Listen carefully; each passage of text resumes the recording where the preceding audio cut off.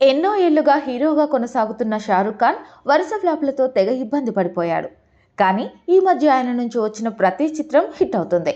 ఎవరు ఊహించని స్థాయిలో బాక్సాఫీస్ వద్ద వసూళ్లు సొంతం చేసుకుంటూ తెగ సందడి చేస్తున్న ఆయన తాజాగా డంకీ అనే సినిమాతో ప్రేక్షకుల ముందుకు వచ్చారు.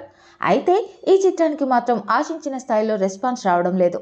అందుకు కారణం ఒకటేనని అంతా అనుకుంటున్నారు. డంకీ సినిమా చూసిన ప్రేక్షకులు అందరూ కథపరంగా సాటిస్ఫై అవుతున్నారు.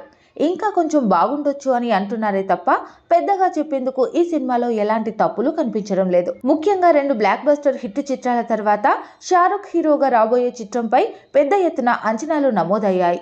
అయితే ఈ అంచనాలను అందుకోలేకపోవడం కూడా ఈ చిత్రానికి మైనస్గా మారింది.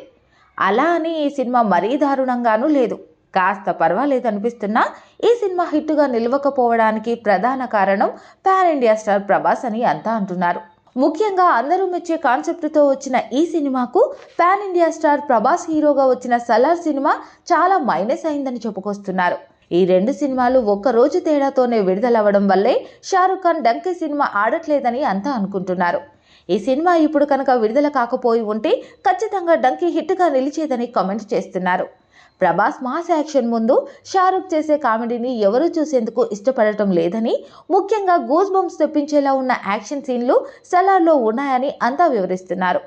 3 రోజుల్లో ప్రపంచవ్యాప్తంగా డంకీ అన్ని ఏరియాలను కలుపుకొని కేవలం 75 కోట్ల నెట్ వసూళ్లను మాత్రమే రాబట్టింది. అలాగే 135 కోట్ల గ్రాస్ను రాబట్టింది.